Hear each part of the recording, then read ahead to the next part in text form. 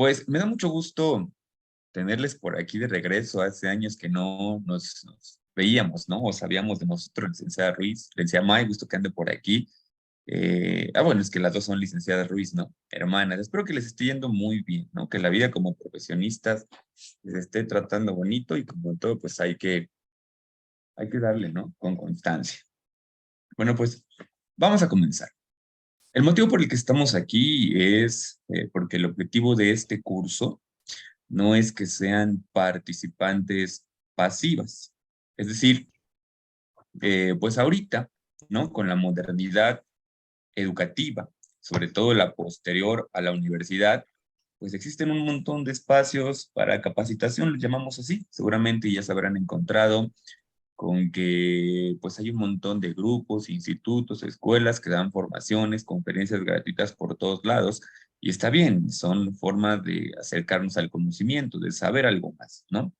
Sin embargo, pues la parte más importante del conocimiento y es a la que la invertimos nosotros cuando nos estamos formando, pues está orientada hacia la adquisición de habilidades, ¿no? Porque pues en la actualidad podemos ver currículas muy amplias, muy extensas, gracias a todo este cúmulo de constancias, pero empieza a ver como el problema de que en el campo de trabajo no hay una correspondencia entre esa currícula extensa y la capacidad que tiene la persona para resolver problemas, ¿no? Entonces, la razón por la que nosotros nos rentamos, ¿no? Ofrecemos nuestros servicios es porque se supone que podemos hacer algo que nadie más hace, ¿no?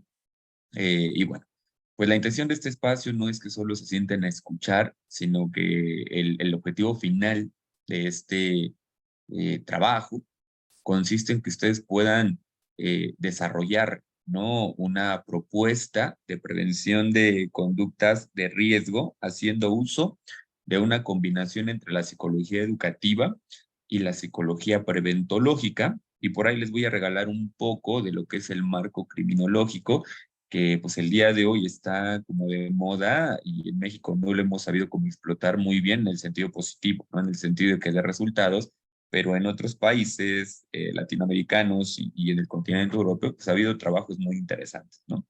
Quiero partir de lo siguiente, ¿no? La licenciada Ruiz, pues ustedes las conozco hace mucho tiempo y más o menos conocen pues el estilo de trabajo, ¿no? Saben que una de las preocupaciones de su servidor es que pues cuatrimestre con cuatrimestre, año con año, egresamos una cantidad grande de psicólogos y de otros profesionistas que están dedicados a, al trabajo, ¿no? Del mejoramiento de la calidad de vida y la salud mental. Y lo que llama la atención es que, pues, pese a que somos un ejército, ¿no? De psicólogos, pedagogos, abogados y un largo etcétera, pues no parece que estemos logrando como el resultado esperado, ¿no? Entonces, ustedes sabrán que de aquellos entonces que las tuve como mis alumnas, pues una preocupación era esta, ¿no? De a qué se debía que habiendo tanto profesionista en las áreas de la salud mental y atención a la conducta, pues no estamos teniendo como el efecto esperado, ¿no?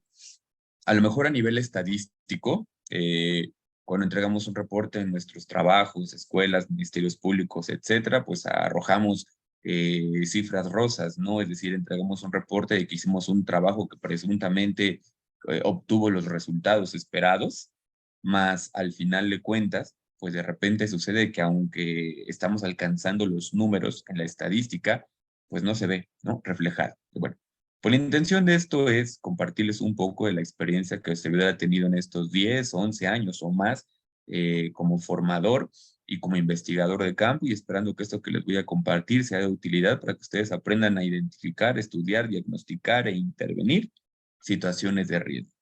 Así que vamos a empezar hoy con una pequeña clase introductoria porque es importante que conozcamos y entendamos qué estamos haciendo, ¿no? Así que esta primera clase la quiero dedicar a un tema introductorio al que le vamos a llamar la epistemología. Probablemente ustedes habrán tomado en la universidad alguna materia que implique epistemología y a lo mejor suena aburrida, suena muy teórica, pero es una materia fundamental porque de repente en la práctica científica el no comprender las bases de lo que estamos haciendo nos conduce a lograr objetivos de carácter dudoso, ¿no? Y bueno, pues si sabemos dónde estamos parados, podemos saber el alcance de lo que estamos haciendo y podemos saber si lo estamos haciendo bien o lo estamos haciendo mal. Así que vamos a empezar por comprender qué vamos a hacer. ¿A qué me refiero con esto? Resulta que nosotros, cuando nos formamos como psicólogos en la universidad, segundito, nosotros cuando nos formamos como psicólogos en la universidad, pues fuimos formados con teorías que pues tienen un montón de tiempo que fueron diseñadas, ¿no? Lo que significa que eran teorías de novedad en aquellos entonces, pero con el paso del tiempo, otros psicólogos pues tomaron esas teorías, las pusieron en duda y las mejoraron, las renovaron y el día de hoy pues podemos encontrar en el mundo de la psicología dos enfoques. Vamos a encontrar una cosa a la que le llamamos el enfoque psicoeducativo, si hablamos de psicología educativa, que también es conocido como el enfoque clínico. Y podemos encontrar, por otro lado, el enfoque socioeducativo, que tiene que ver con un enfoque social, ¿no? En la escuela, pues difícilmente nos enseñaron esto. A nosotros nos educaron en el modelo psicoeducativo, un modelo muy individual. Déjenme contarles un poquito al respecto. Un segundito. Bueno, eh, resulta que por allá de los años de 1960 en Estados Unidos, 1980 en Latinoamérica, pues se desarrolla la psicología social, ¿no? Y una de las contribuciones que hizo la psicología social a la psicología fue criticar y cuestionar. La psicología social de repente le dijo a la psicología clínica, le dijo, oye, hay una cosa que a mí me llama mucho la atención de tú qué hacer, ¿no? Yo veo que tú has desarrollado técnicas, herramientas, estrategias, ¿no? En aquellos entonces estábamos hablando de conductismo, cognitivismo, humanismo, psicoanálisis, ¿no?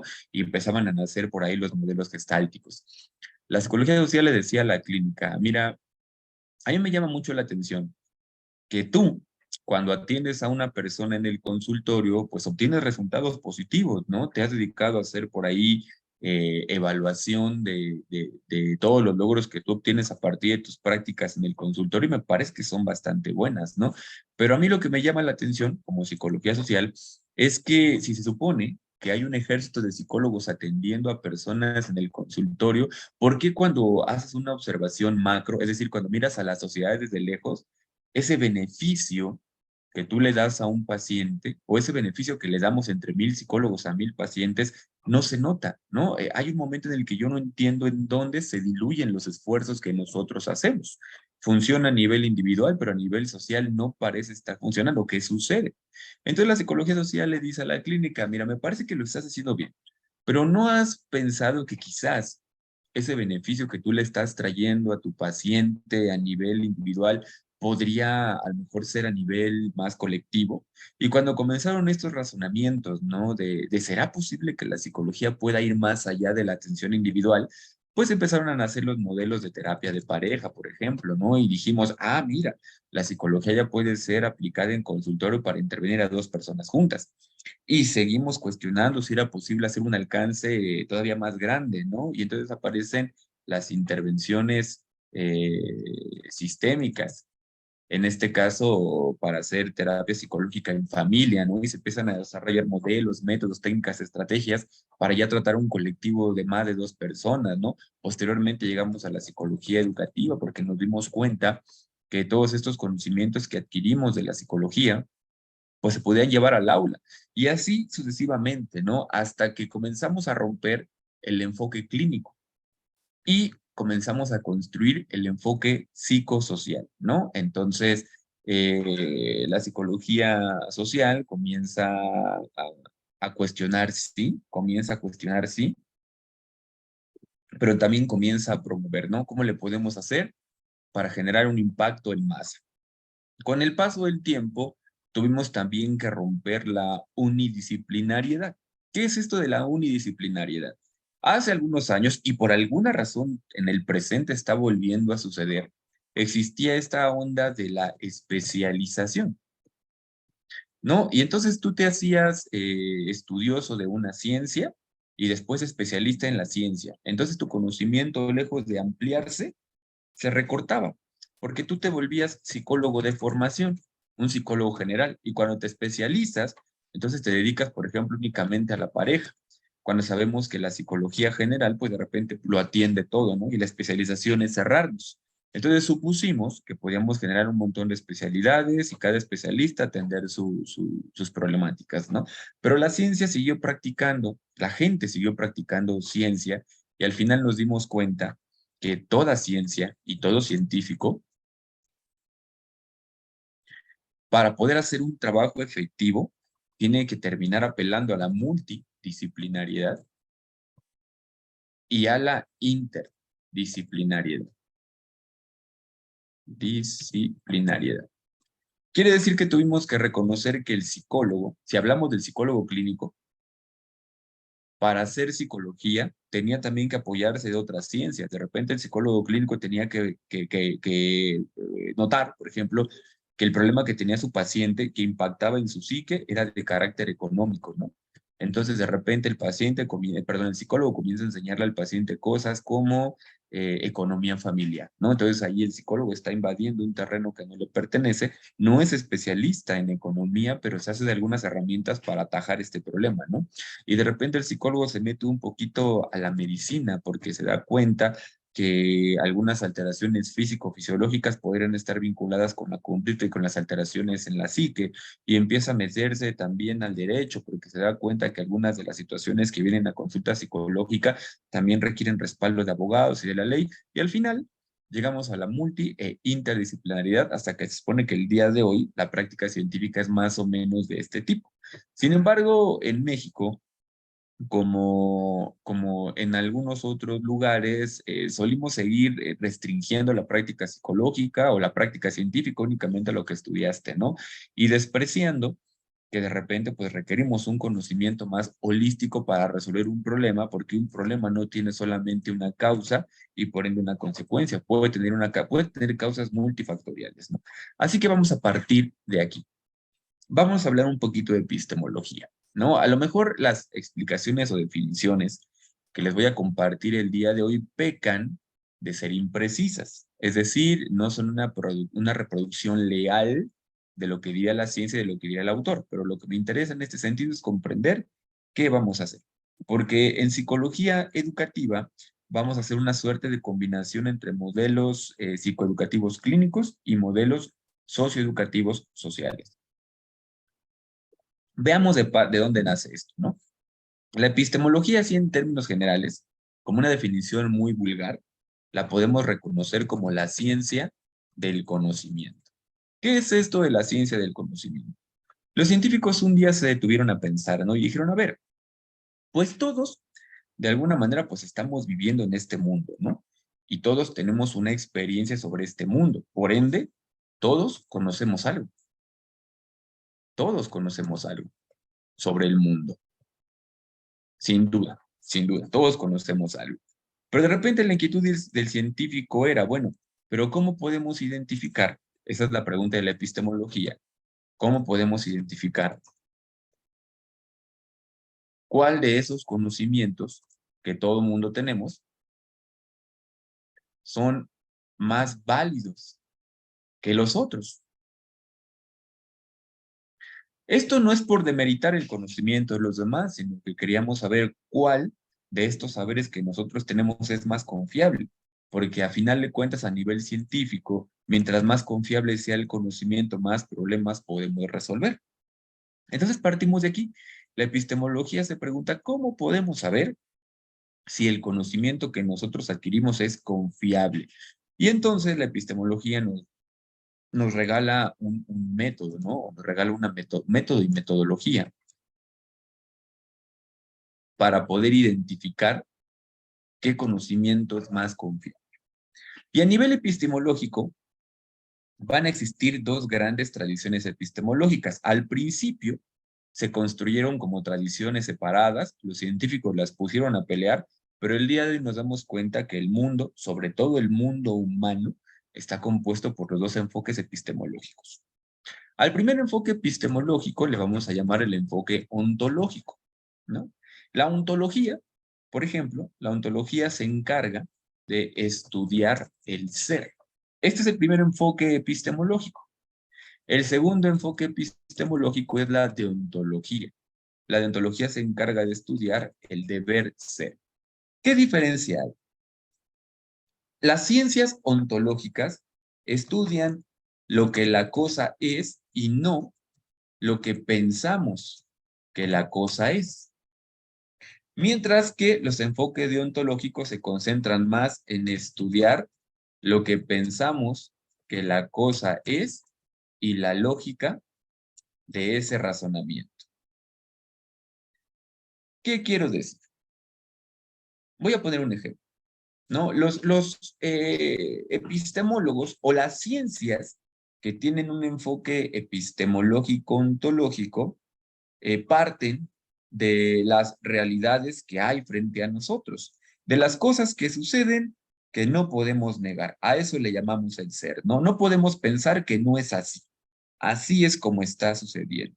Entonces, los enfoques ontológicos son conocidos como enfoques empíricos. Empíricos quiere decir que su conocimiento nace de la realidad, de la realidad.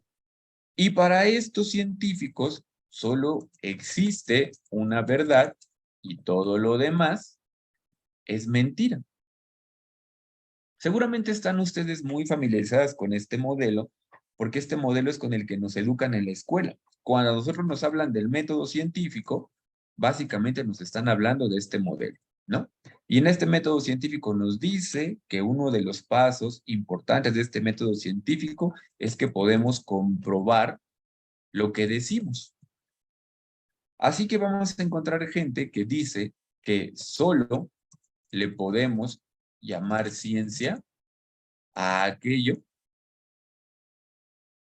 que podemos demostrar. Y para demostrarlo, tenemos que replicarlo. Es decir, yo dejo un escrito o dejo unas indicaciones donde le cuento a los científicos cómo es que yo llegué a este resultado, para que esos científicos agarren esas indicaciones que yo les di y las puedan replicar nuevamente y llegar al mismo resultado. Esto es cómo funcionan los enfoques ontológicos empíricos, ¿no? Solo existe una realidad. Mientras que los deontológicos dicen, no podemos reconocer que exista una sola verdad, pero tampoco podemos negar que no exista. Es decir, ellos dicen, yo no sé si existe una verdad absoluta porque hasta este momento no tenemos un instrumento, no tenemos una técnica, no tenemos un método que sea capaz de capturar toda la realidad junta. No la tenemos.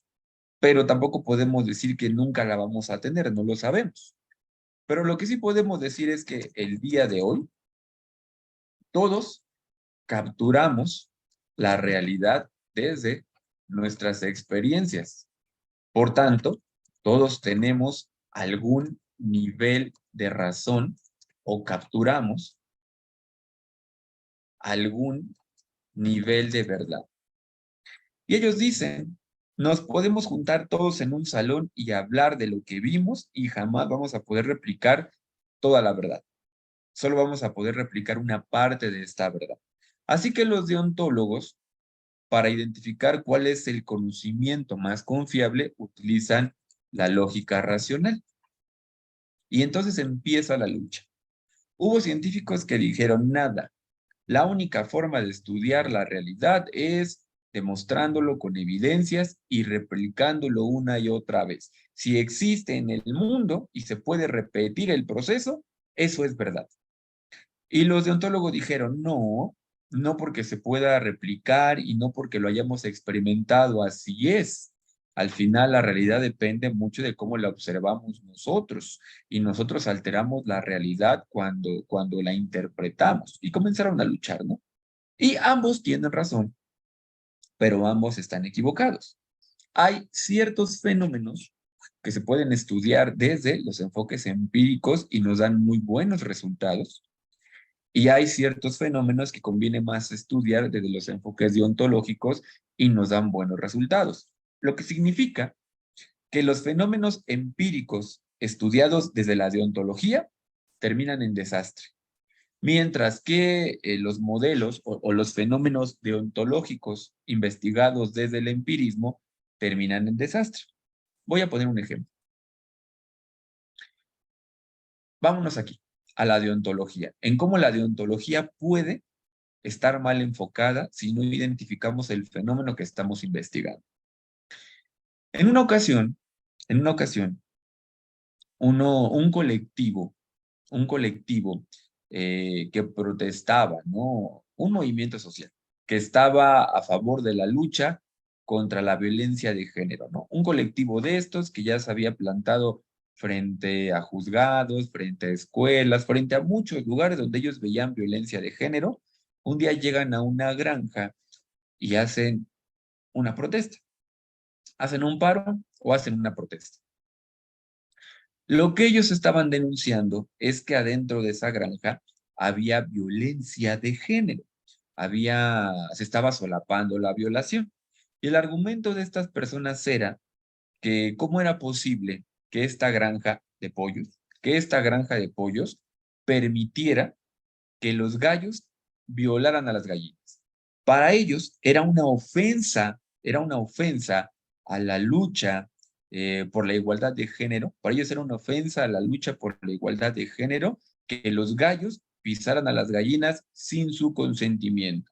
Entonces, ellos exigían que los gallos aprendieran a respetar a las gallinas, ¿no? Que si querían reproducirse con ellas, que consiguieran el consentimiento de la gallina. Y si la gallina decía que no, entonces teníamos que educar al gallo a respetar ese no. Eso es lo que ellos decían. Y así fue como establecieron su lucha. Les decía Silvia, ¿qué opina de esta idea?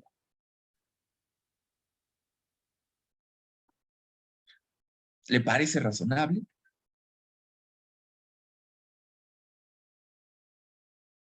Anda por ahí, Silvia, la perdí.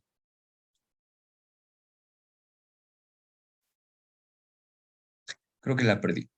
Licenciada Gabriela, ¿qué opina de esta idea?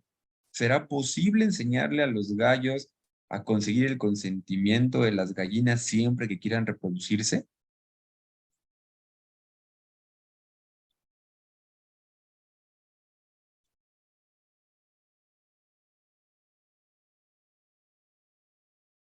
¿No? Lía, ¿qué opina usted? ¿Sí me escucha, profe?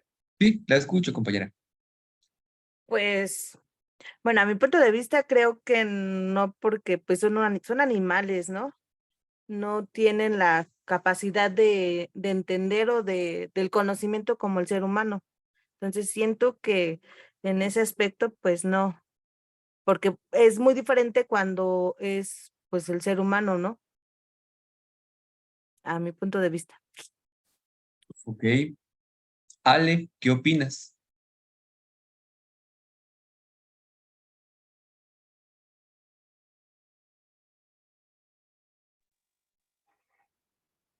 Buenas noches. Buenas noches, Ale. ¿Qué opinas? Tengo problemas para la conexión, es que estoy en mi trabajo y no, se cortaba mucho, no alcancé a escuchar bien todo lo de eh, el, bueno, ya lo último que dio acerca de las gallinas. Ok, lo expongo rápido. Un colectivo de personas que luchaba a favor de la igualdad de género, de la no violencia entre los géneros o violencia contra la mujer, se para en una granja y comienza a protestar contra la granja porque cómo era posible que la granja permitiera que los gallos montaran a las gallinas sin su consentimiento, que esto era una violación.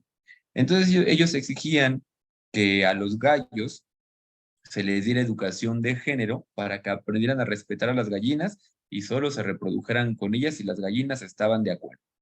¿Qué opinas, Ale?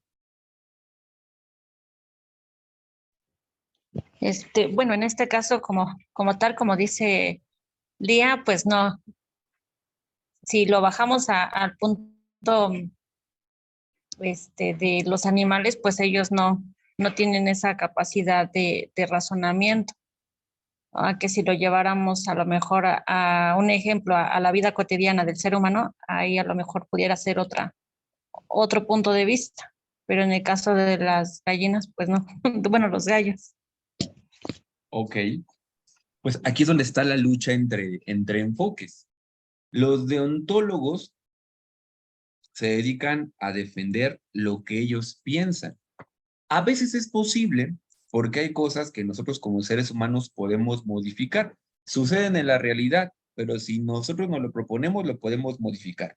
Entonces, todo aquello que podemos modificar en esencia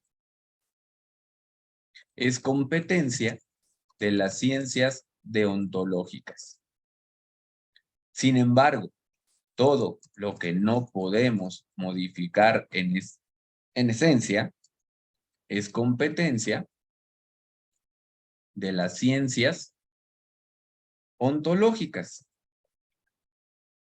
Y según el enfoque que nosotros tomemos, son las conclusiones a las que llegamos. Por ejemplo, pensemos en el sexo y por extensión en el sexo social, a lo que el día de hoy le llaman ideología de género, ¿no?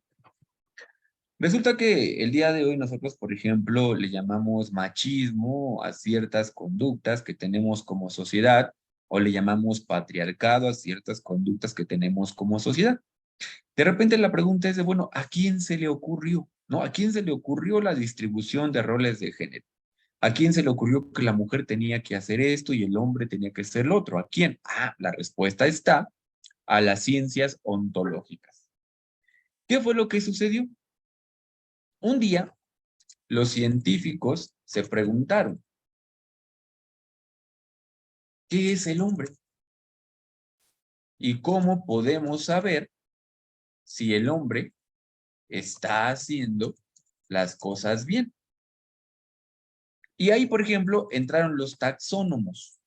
Los taxónomos dijeron, bueno, vamos a empezar por clasificar a las especies. Y al comenzar a clasificar a las especies que encontraron en el mundo, pues decidieron que el hombre también entraba dentro de la clasificación de los animales. Y además, formaban parte de los mamíferos, ¿no? Mamíferos. Porque se dieron cuenta que el colectivo de animales mamíferos tenían en común que usaban la reproducción sexuada, por ejemplo, ¿no? Que no nacían de huevo, nacían del vientre, ¿no? Empezaban a crecer en el vientre de la especie y después de ello, pues había uno de estos que amamantaba, ¿no? Y comenzaron a observar esto. Entonces notaron lo siguiente. Notaron que de entrada podíamos dividir a los mamíferos en machos y en hembras. Y que los machos y las hembras en algún momento del camino tenían cosas en común. Por ejemplo, notaron que en el mundo de los mamíferos todos los machos tenían un pene, todos los machos penetraban a la hembra y todos los machos inseminaban, ¿no? A través del esperma. Notaron que esto era normal en los machos. Por ende, las hembras tenían una vagina, por tanto, las hembras eran embarazadas y eran las que daban a luz. Se dieron cuenta que esto se repetía y no había cómo negarlo. A esto le llamamos ontológico. Lo vemos, el ser, es así. Y por mucho que yo quiera pensar las cosas diferentes, no puedo negar esto. Al final ocurre.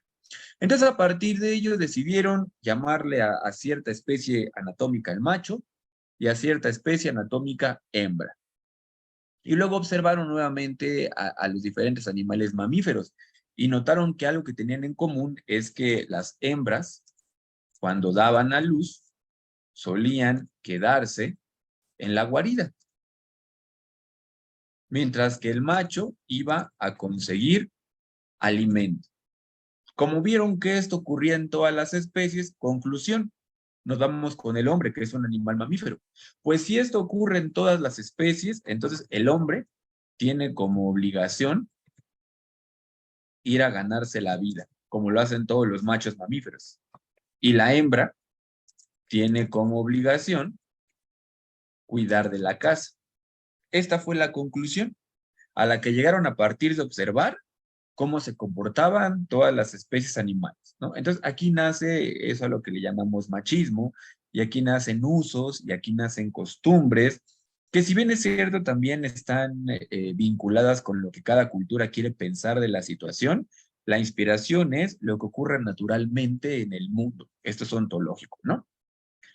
Pero, por ejemplo, con el paso del tiempo, los deontólogos cuestionaron esas formas de vivir. Dijeron, bueno, ok, ¿no? Tienes razón. Parece que en todas las especies mamíferas esto ocurre. Pero resulta que los hombres somos diferentes de estos mamíferos, porque los hombres pensamos. Entonces, tenemos el derecho de usar nuestro pensamiento para transformar el mundo. Y de repente comenzaron a decir, ¿y qué tal? ¿Y qué tal que no queremos embarazarnos? Esto comenzó a generar ruido, porque los primeros modelos científicos dijeron, y ustedes recordarán, cuando estábamos en la primaria y nos hablaban del ciclo evolutivo del hombre y nos decían, naces, creces, te desarrollas, te reproduces y mueres, ¿no? Esta conclusión viene de aquí, del enfoque ontológico. Pero el enfoque deontológico dijo, no es necesario. Puedes nacer, crecer, desarrollarte y no reproducirte si no quieres y no pasa nada.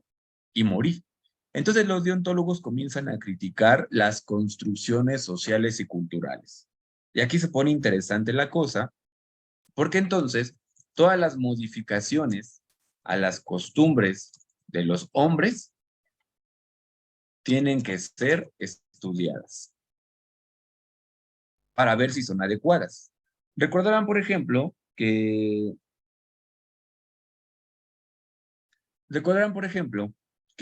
hace algunos años, estamos hablando de los años de 1960, por ejemplo, 50, 60 más o menos, todavía en los manuales clínicos diagnósticos se hablaba, por ejemplo, de cosas como la homosexualidad y el lesbianismo, y eran tachados de patologías. ¿Por qué eran tachados de patologías? Porque el enfoque era ontológico. Al final no habíamos visto ningún animal mamífero fuera del hombre, el lobo, el perro, el gato, el elefante, el tigre, que sintieran atracción entre especies del mismo sexo, ¿no?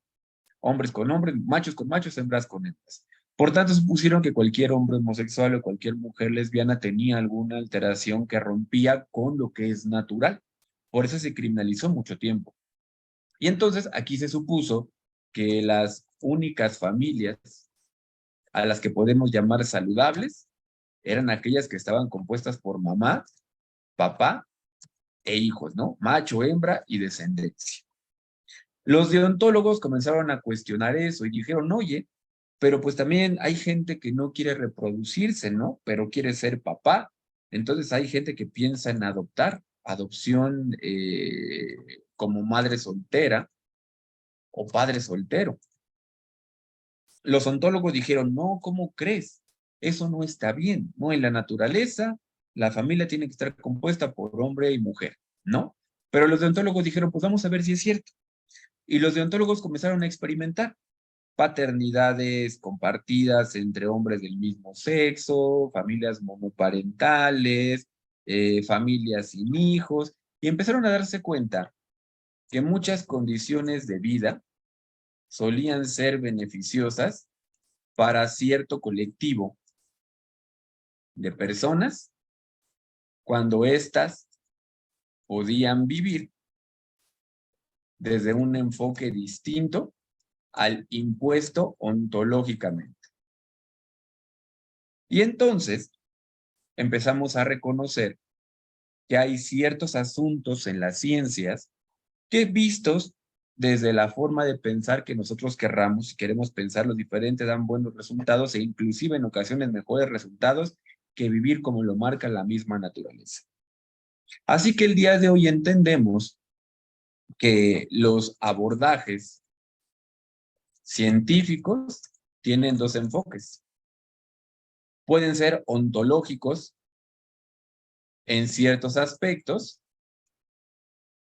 y pueden ser deontológicos en determinados aspectos. Y no están peleados, más bien son complementarios. Es como darnos cuenta que tenemos dos herramientas y cada una de estas herramientas tiene un uso específico.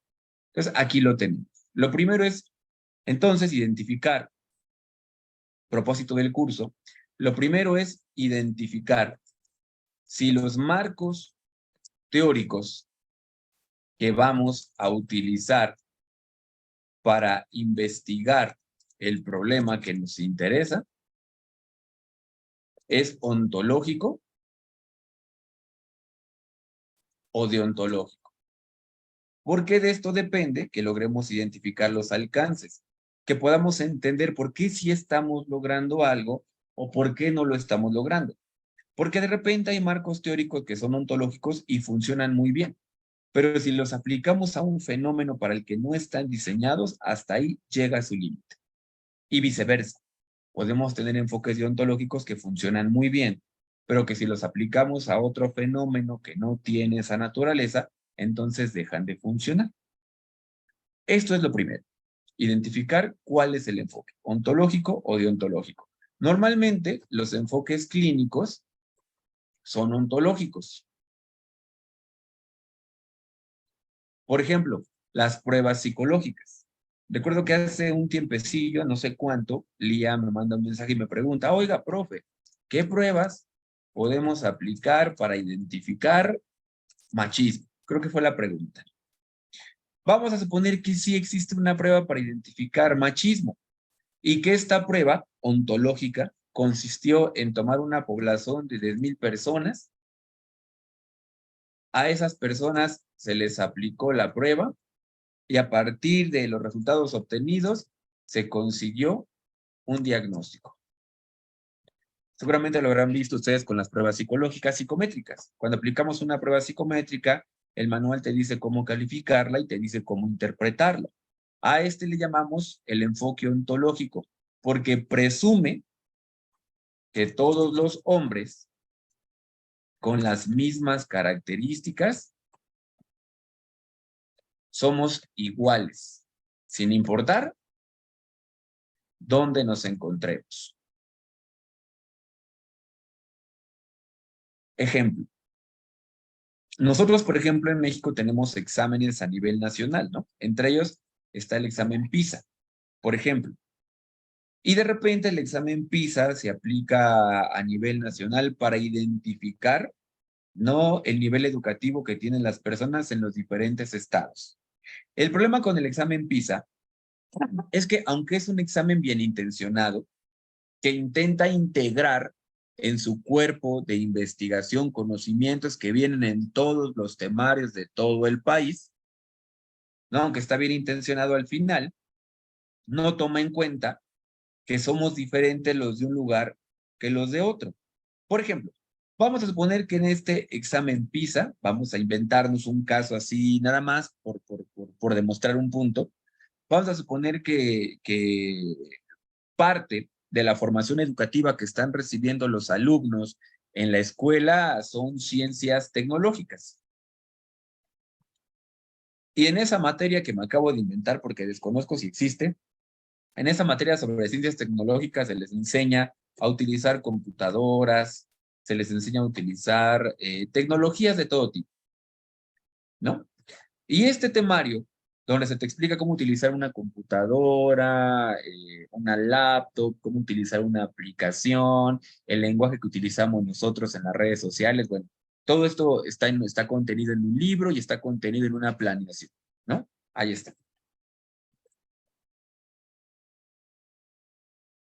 Y entonces, este temario bien intencionado, ¿no?, que tiene la intención de generar una educación homogénea, llega a la Ciudad de México pero también llega a la Sierra de Oaxaca. Nos estamos yendo a los extremos. Y a lo mejor dos maestros que salieron de la misma escuela, de la misma generación, con las mismas capacidades y los mismos promedios, uno se va a Ciudad de México y otro a la Sierra de Oaxaca, y comienzan a enseñar. Desde aquí ya ocurrió una cosa a la que le vamos a llamar el fenómeno antropológico. Fenómeno antropológico quiere decir que nos guste o no, cada contexto tiene condiciones específicas que permiten que se desarrollen ciertas habilidades y se obstaculicen otras. En este ejemplo que estamos dando, por ejemplo, Ciudad de México pues tiene una ventaja enorme frente a la Sierra de Oaxaca, porque en Ciudad de México tenemos internet, tenemos tiendas Coppel, tenemos una dinámica social donde las computadoras y las tecnologías son del uso cotidiano de nosotros, porque vendemos contenido a través de las redes sociales, porque creamos TikToks, porque pusimos una tienda y subimos nuestros productos a las redes sociales, lo que tú quieras. Aquí es natural que nosotros hagamos uso de la tecnología por nuestro modo de vivir. Pero en la Sierra de Oaxaca, supongamos que por mucho que ellos tengan acceso al Facebook, al TikTok, a lo que ustedes quieran, el trabajo que ellos desarrollan es más del tipo agricultor.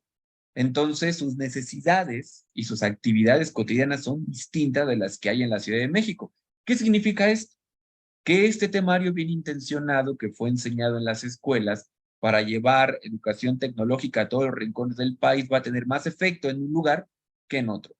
Por tanto, al momento de aplicar el examen PISA, nos vamos a dar cuenta que a lo mejor en la Ciudad de México el promedio que tienen los alumnos que tomaron esta materia, el promedio estándar, ¿no? La media aritmética, es de 9 a 9.5.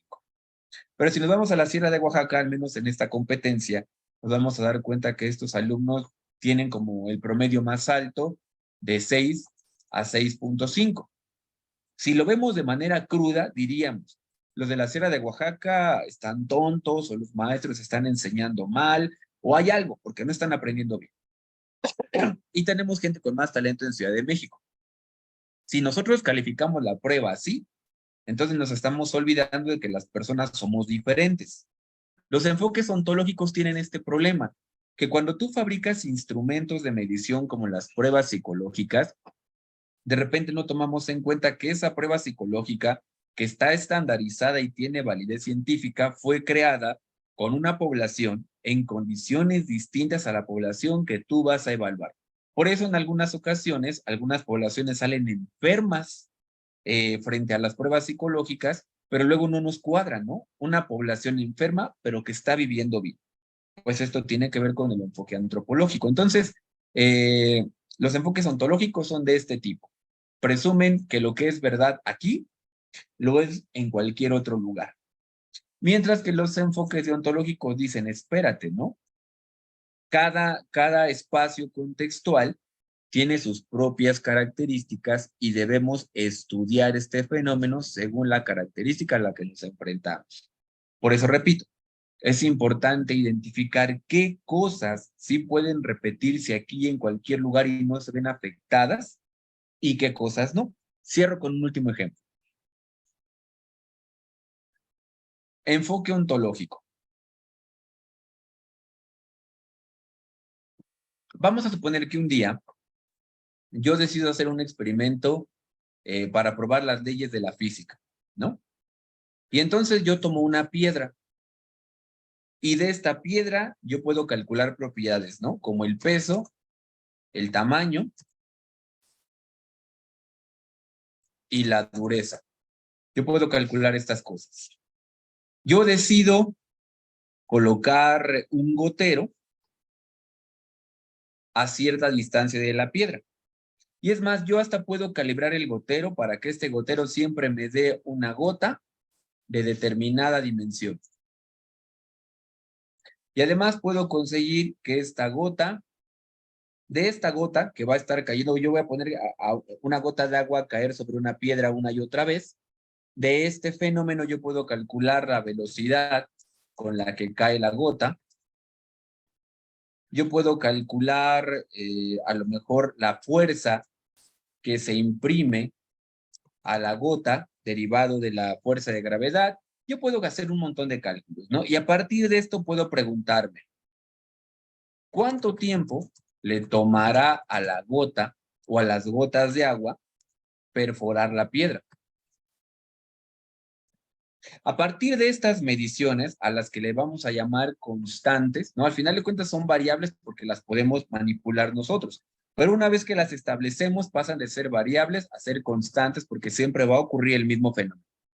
A partir de estos datos, yo puedo calcular cuánto tiempo le tomará a la gota de agua hacer un orificio en la piedra de 3 centímetros y puedo calcular cuánto tiempo le puede tomar a la gota de agua hacer un hoyo en la piedra que atraviese de extremo a extremo. Esto lo puedo hacer.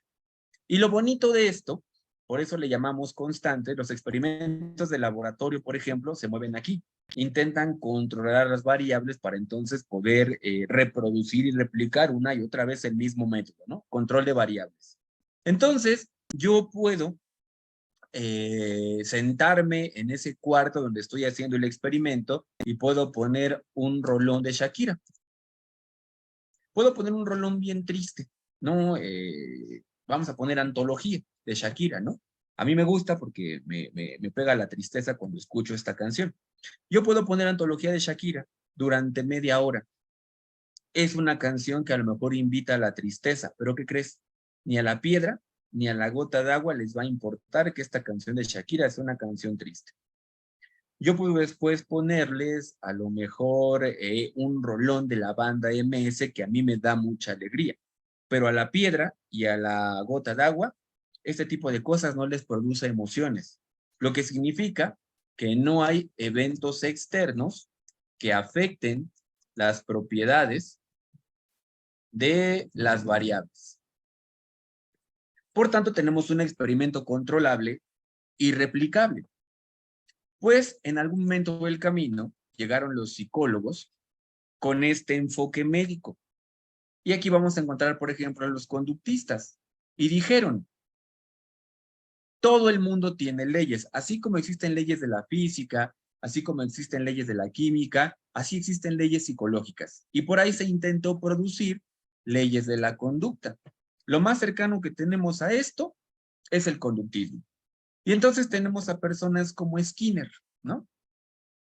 Que nos dijeron, bueno, yo me puse a investigar a los hombres en laboratorio porque él tomaba animales, tomaba palomas, de repente tomaba algunos niños, los encerraba en un laboratorio y ponía en práctica sus hipótesis, ¿no? Él decía, bueno, existe un estímulo, este estímulo produce una respuesta y esta respuesta puede ser motivada o inhibida a partir del reforzador.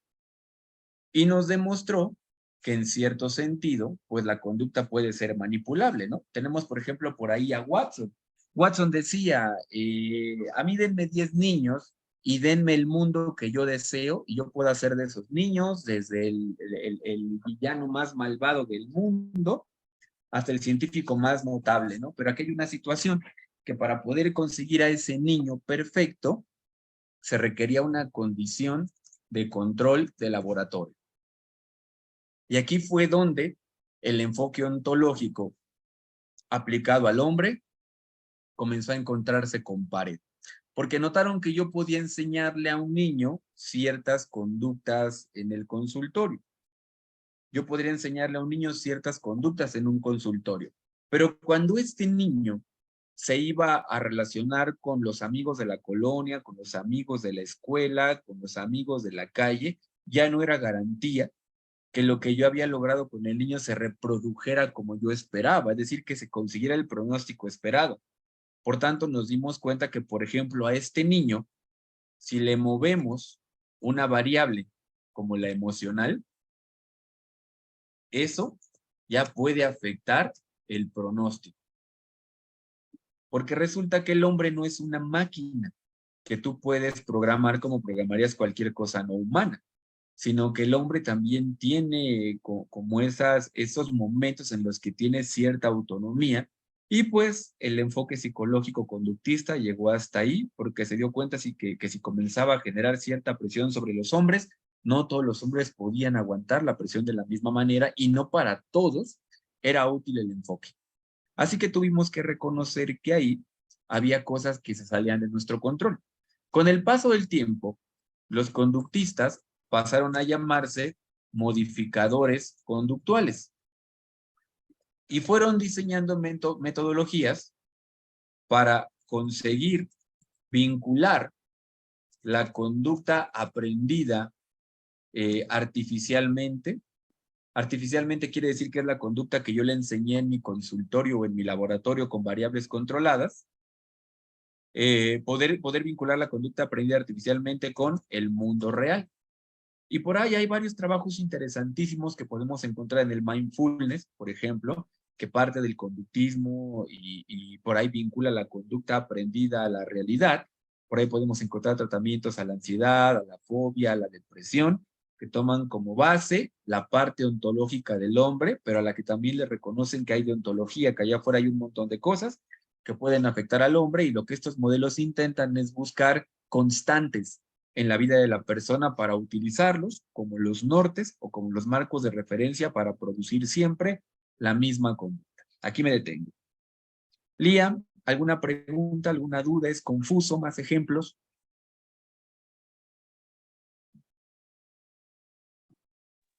Está muy claro, profe.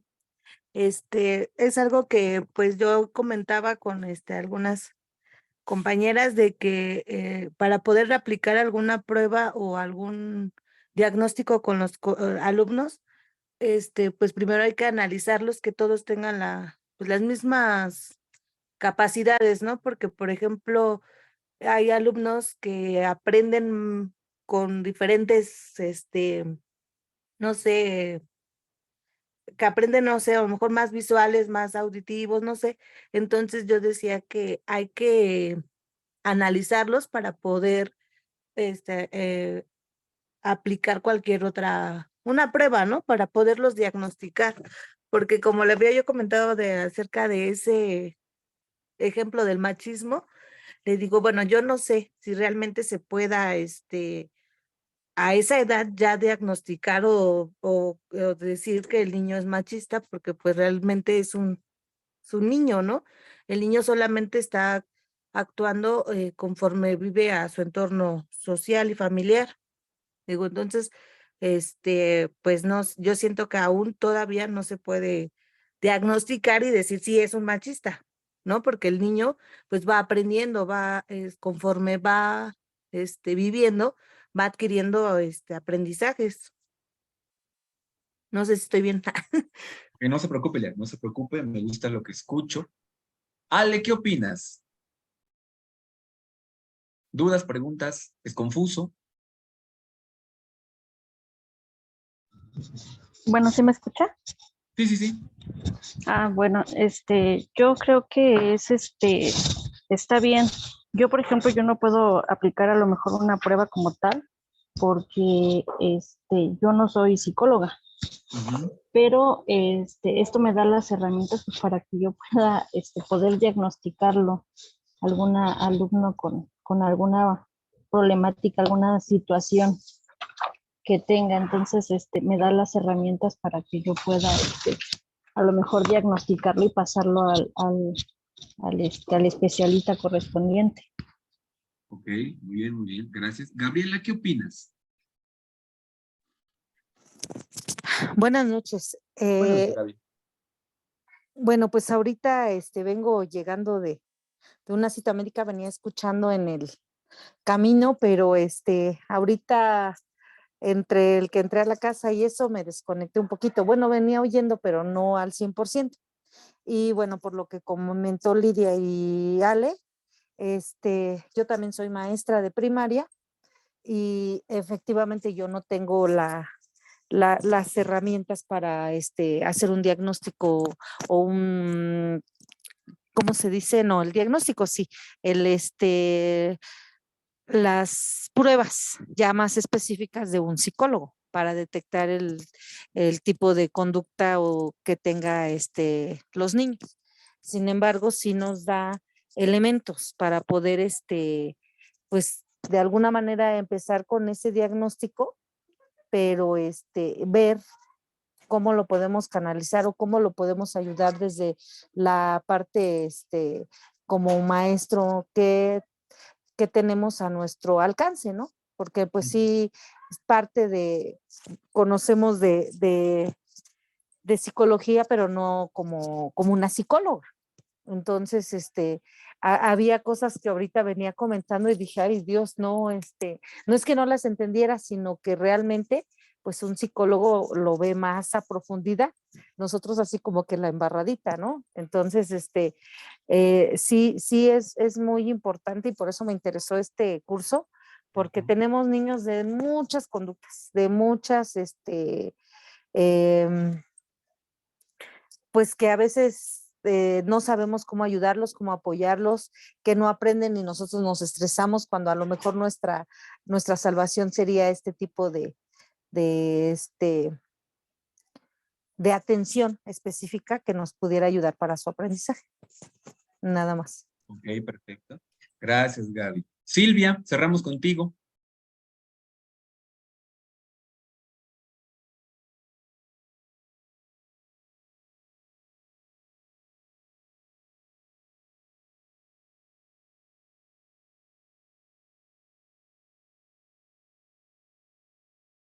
Silvia, creo que no se escucha el micrófono, quizás un problema de red.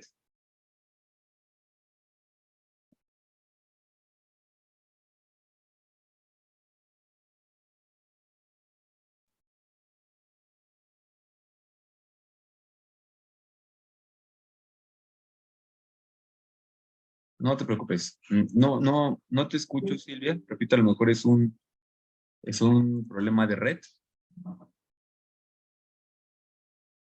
pero no pasa nada. Ahorita regresamos contigo a ver si ya te escuchamos. Bueno, seguimos. Bueno, nada más como aclaración, no vamos a utilizar como tal pruebas clínicas, pero sí enfoques psicológicos, lo vamos a ver más adelante. Bueno, pues hasta aquí ya vimos que hay dos formas de estudiar la conducta humana. La conducta humana puede ser estudiada desde lo que es decir, cómo se manifiesta, por decirlo así, de manera natural, en un contexto. Pero también puede ser estudiada. Disculpe, ¿sí se escucha? Ya quedó, Silvia, adelante. ¿Ya? Ya. Ah, Compárteme, ya. ¿qué opinas? Es que soy nueva en esto. No te preocupes. Sí, le comentaba de que como tal, no se puede, bueno, yo tenía esa idea también de que no se pueden evaluar a todos los niños por la misma, por igual. Este, ¿Por qué no todos tienen la misma capacidad? Y bueno, y ahorita, pues, por lo que nos estás explicando, pues ahí me doy cuenta que sí, en efecto. Y pues me está gustando mucho esto. Ok, Silvia, gracias. Ya hablaremos de ello. De hecho, es parte de los asuntos que vamos a intentar resolver a lo largo del curso. Pero bueno, retomando. Ya nos dimos cuenta que podemos evaluar a la conducta humana desde lo que es, cómo se manifiesta naturalmente en un lugar ontológico. Pero también podemos estudiarla desde el deber ser. Es decir, desde cómo nosotros consideramos como grupo social, como responsables de una empresa, de una institución, desde el cómo nosotros consideramos que debería de ser la conducta. Porque el ser humano sí tiene esta posibilidad de cambiar, de transformarse, ¿no? Bueno, avancemos un poquito más. Ya vimos entonces que existe lo ontológico, lo que es, y lo deontológico, lo que debe de ser, y que al final comulgan sobre todo en el ser humano. Ahora, el siguiente elemento que integra la epistemología es la heurística. La heurística es una rama de la filosofía que responde a dos preguntas. La primera pregunta es, ¿cómo adquirimos ese conocimiento? Cualquiera que nosotros tengamos.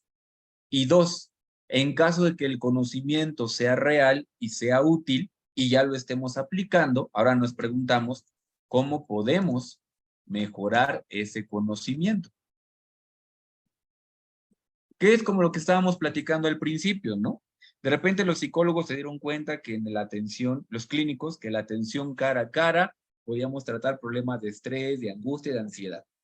Pero luego nos preguntamos si podíamos utilizar nuestras técnicas psicológicas para ya no atender cara a cara, sino ya para poder atender a un grupo más grande. Y la psicología fue mejorando.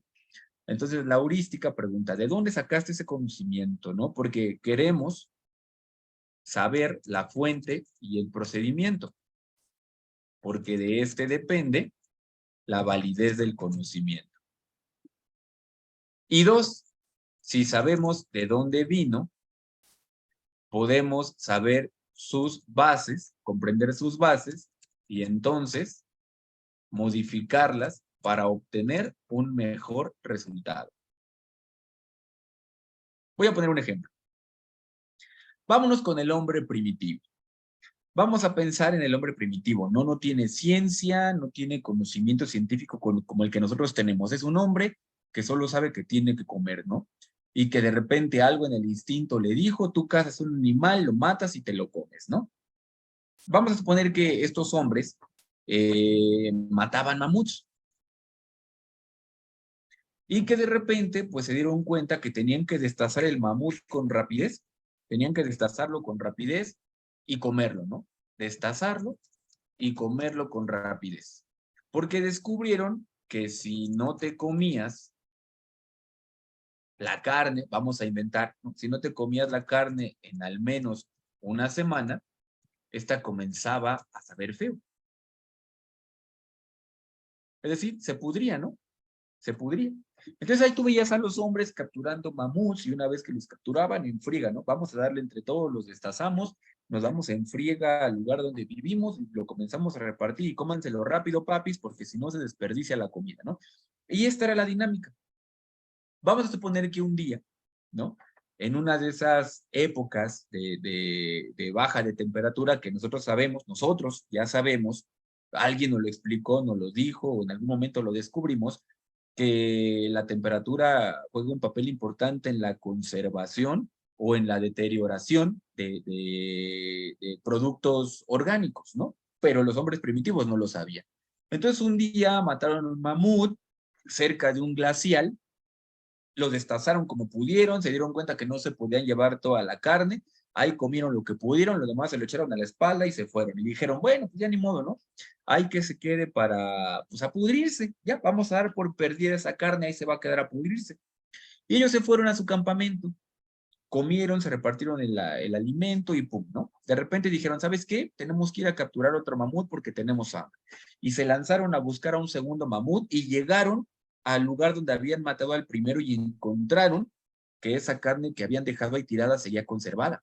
Y entonces el hombre dijo, a ver, espérate, ¿no? ¿A qué se debe que esta carne no se ha podrido? Y se pusieron a observar y notaron que la carne que estaba más cercana al glacial se conservó más que la carne que estaba lejos del glacial. Entonces el hombre dijo, a ver, creo, y esta es heurística, creo que el glacial, ¿es glaciar? Glacial, tiene algo que ver con la conservación de la carne. Y a lo mejor en ese momento el hombre pensó, conclusión, creo que el frío ayuda a conservar la carne. Ya tenemos un conocimiento. Creo que el frío ayuda a conservar la carne. Entonces, a partir de ahí, a lo mejor, las poblaciones humanas decidieron asentar sus campamentos cerca de un lugar frío, porque al menos eso les iba a permitir que el alimento les durara más tiempo. Hasta aquí la heurística. Descubrimos un conocimiento. Pero hubo personas que se preguntaron, bueno, ¿y cómo le podemos hacer para transportar ese frío y llevarlo a lugares donde no lo hay? O en su defecto, cómo conservar el frío en temporada de calor. Y pues de repente los hombres primitivos se dieron cuenta que podían hacer hoyos en el suelo, ¿no? Podían hacer hoyos en el suelo, y esos hoyos los podían recubrir, por ejemplo, con pieles de mamut que impedían que entrara el calor y eso mantenía fresco el lugar, y que podían almacenar en el interior, si no hielos, al menos pues algunos otros materiales del ecosistema que permitieran mantener la temperatura baja, e inventaron el primer refrigerador, ¿no? Esto es heurística. Descubrimos que el frío conserva los alimentos y luego descubrimos de manera muy rústica y primitiva cómo mantener el frío en nuestras casas. Y bueno, ya después aparecieron otros avances tecnológicos hasta que llegamos al día de hoy, ¿no? Que inclusive ya tenemos por ahí nuestras hieleritas que nos permiten transportar productos en estas cajitas herméticas, ¿no? Esto es heurística. Lo mismo pasa con la ciencia. Descubrimos un conocimiento. Esto pudo haber sido un accidente. Después nos preguntamos cuáles son las bases de ese conocimiento adquirido. Y por último nos preguntamos cómo podemos mejorar su eficacia. Ahí está. Nos preguntamos cuáles son las bases de ese conocimiento adquirido y luego cómo podemos mejorar su eficacia. Y así es como los viejos modelos conductistas que se utilizaban en el laboratorio pasaron a utilizarse en la pareja, después pasaron a utilizarse en las escuelas, ¿no? Los modelos tradicionales de te voy a dar una calificación a cambio de tu tarea, siguen siendo conductistas, ¿no? Si es una buena calificación, un 10, para que el niño se vaya contento. Le vamos a dar una sonrisa, lo vamos a tratar bonito cada que haga algo bien. Conductismo, pero ya aplicado a la escuela, ¿no? También podemos encontrar que este conductismo llegó inclusive a las empresas, ¿no? Pensemos en nosotros. Nos dan bonos que de puntualidad, nos dan bonos que de productividad. Todos esos son elementos conductistas que se utilizan para que el hombre no renuncie a su trabajo, ¿no? Entonces muchos de nosotros ya estamos hasta la coronilla de nuestro trabajo, no nos gusta, pero esos motivadores nos mantienen, ¿no? Entonces odio mi trabajo, pero lo hago por mi sueldo, o lo hago por no perder mi bono, ¿no? O lo hago porque puedo subir de puesto. Estos son motivadores conductistas. El tema con el conductismo es que cambiar la conducta no es cambiar el estado de ánimo, pero si es posible lo hacemos. Bueno. Y por último, viene la heurística. La heurística es el arte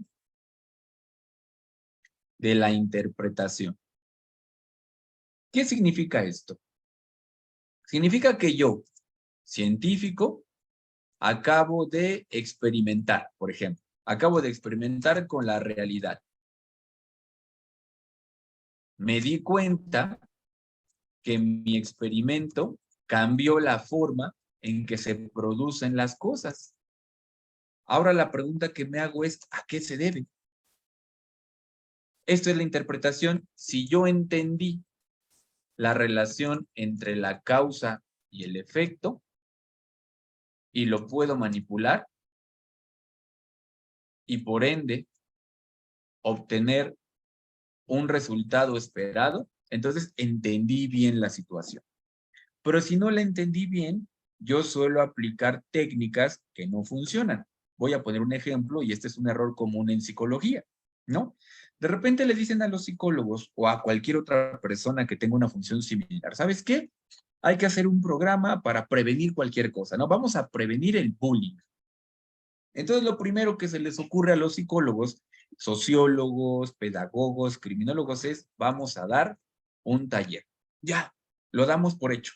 Vamos a dar un taller, ¿no? Y ahí tienes al maestro o ahí tienes al profesionista diseñando, ¿no? El taller haciendo la ficha descriptiva y desarrollando estrategias y hace un trabajo precioso que le toma un par de días, ¿no?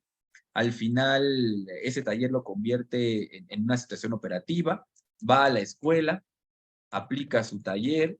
Los psicólogos somos una cosa hermosa porque nos aventamos las chulas, ¿no?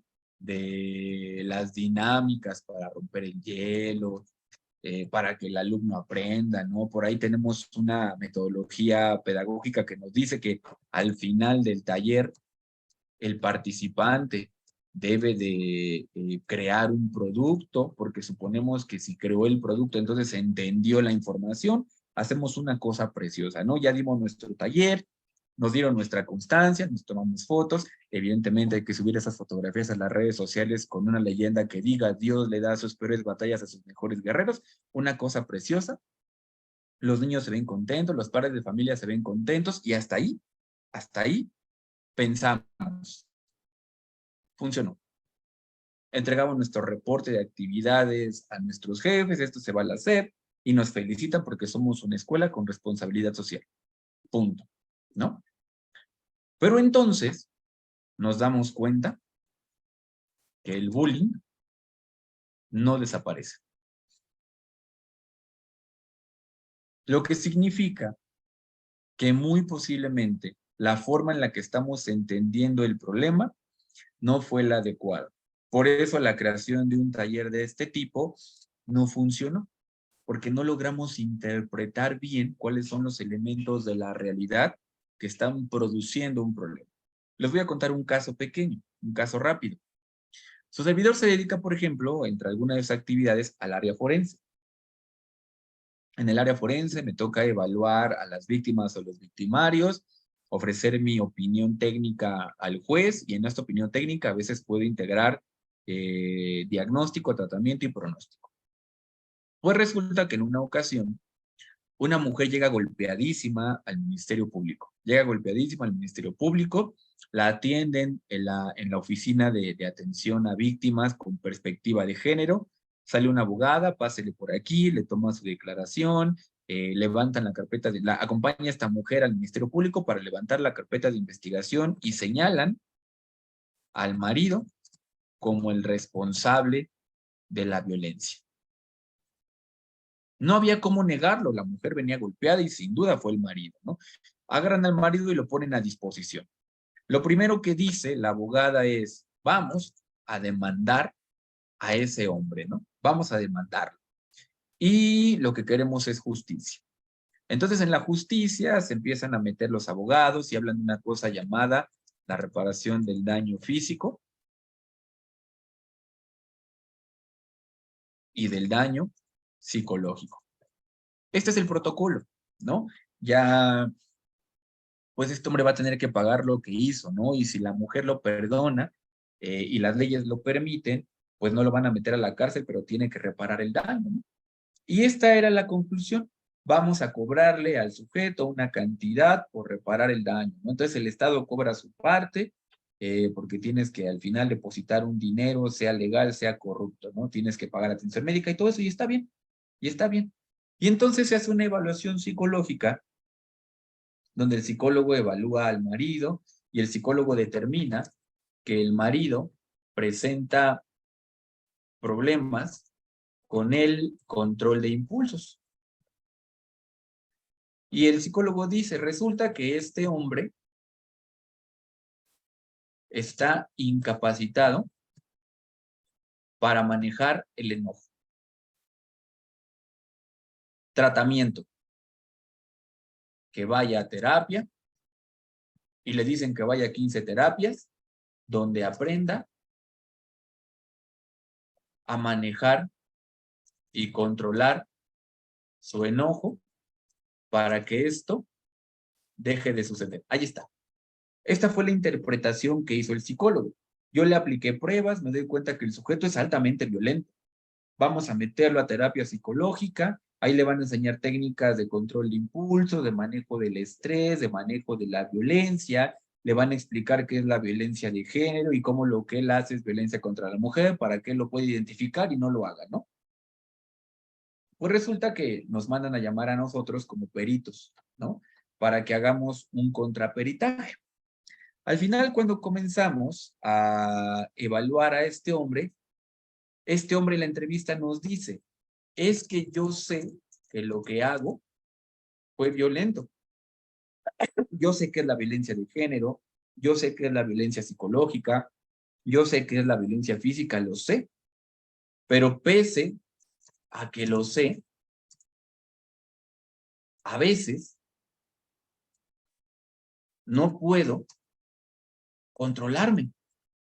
Y además dice algo muy interesante. Y me siento mal porque amo a mi esposa, pero no puedo evitar pegarle. Esto fue lo mismo que le dijo al primer psicólogo. Y el primer psicólogo le respondió, es que cuando amas a una persona no la lastimas, ¿no? Deontológico, porque así lo queremos pensar, ¿no? No le dimos al hombre la oportunidad de que él nos contara por qué le pasa esto. Al final el primer psicólogo dijo, este cuate tiene problemas con el control de impulso. Yo le apliqué pruebas y me doy cuenta que tiene una herida de la infancia porque no tuvo una buena educación, porque tiene un problema con la figura paterna, porque no le enseñaron educación social, y el psicólogo justificó el por qué este cuate es violento y por qué hay que darle terapia, ¿no? Vámonos al contexto y a la interpretación. Resulta que me pongo a entrevistar al señor en cuestión para que me cuente la historia y me cuenta lo siguiente. Fíjate, ¿no?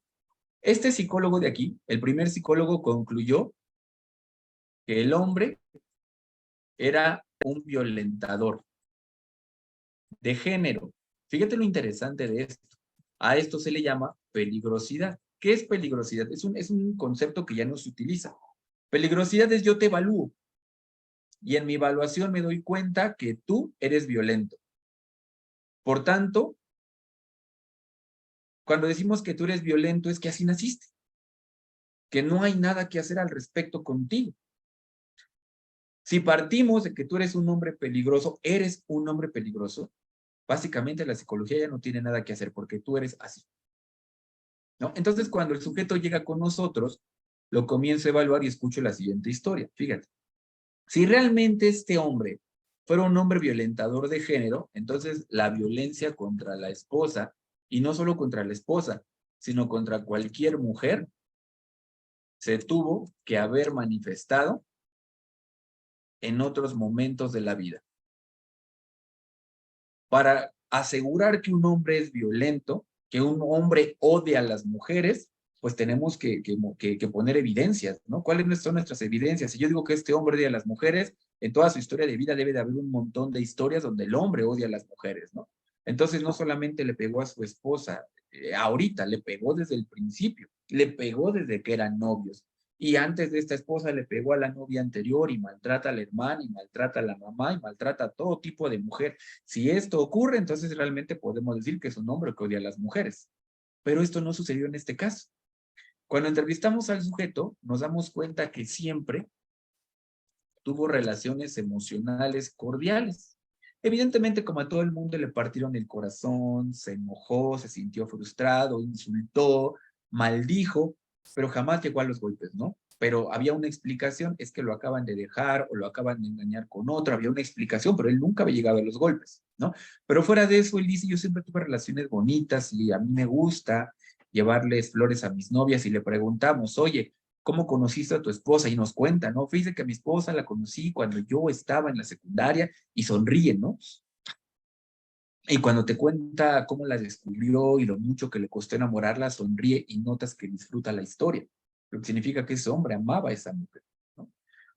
No tenía una razón para maltratarla.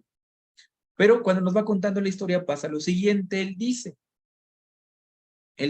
resulta que nosotros tenemos 2 hijos.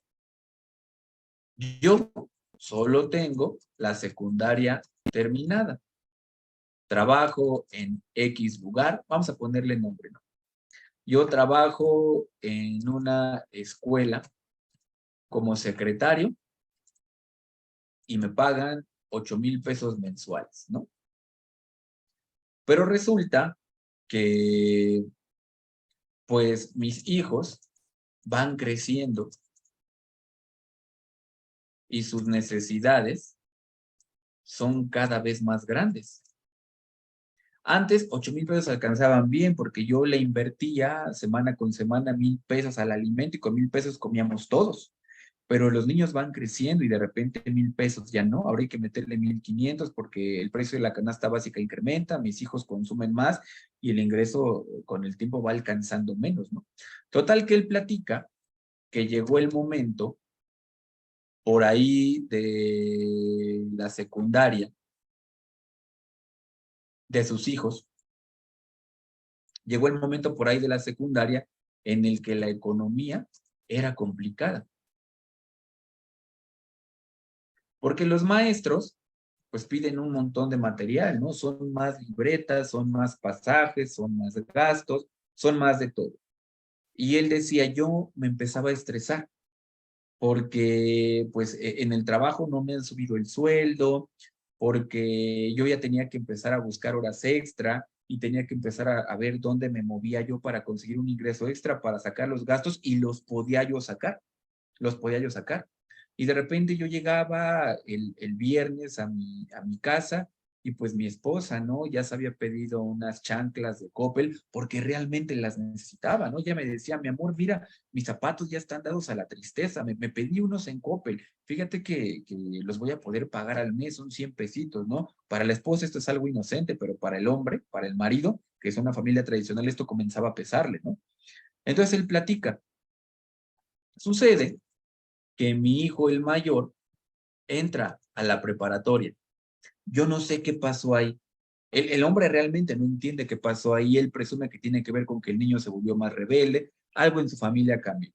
Pero él identifica que cuando su hijo, el mayor, entró a la preparatoria, el problema se vuelve más grande.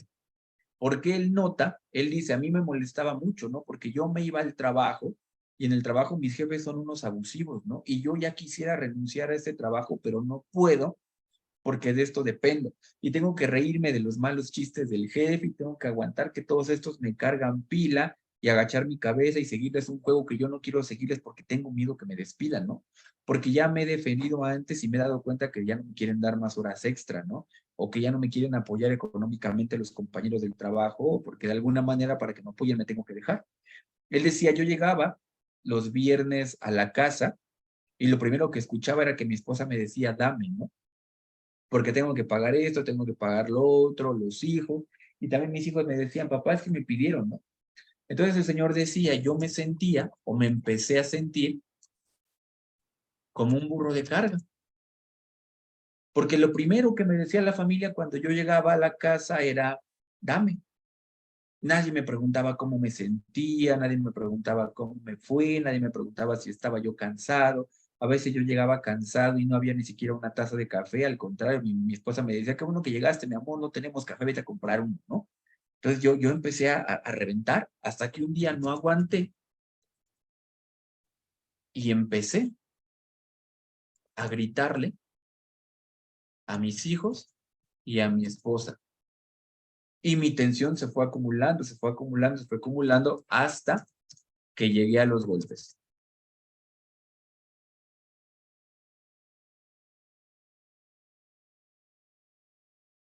Estoy peleando con el acento, ¿eh? Esta historia que a mí me cuenta es la misma historia que le cuenta al primer psicólogo, pero nuestra interpretación es distinta. Yo entre mí decía, a ver, espérame, el paciente no lo ha dicho directamente, o no sé si él esté consciente, pero lo que podemos identificar aquí es que hay un problema de carácter económico. El dinero ya no alcanza, por un lado. Por el otro, este hombre ha dejado de sentirse hombre y se siente utilizado y se siente explotado. El hombre está consciente de lo que es violencia. El hombre está consciente de que lo que hizo no está bien. El hombre está arrepentido y desesperado porque no encuentra otra manera de resolver las cosas y lo ha intentado, ¿no? Y esa lucha contra sí mismo lo ha llevado al consumo de alcohol, que se convierte en un gasto más, lo ha llevado al consumo de tabaco, que se convierte en un gasto más, pero que no le resuelve el problema. Así que en mi caso el tratamiento fue diferente. Yo dije, en este caso vamos a hacer un tratamiento distinto.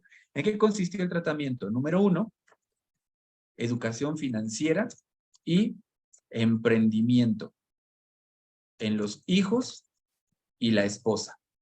Va a sonar tonto.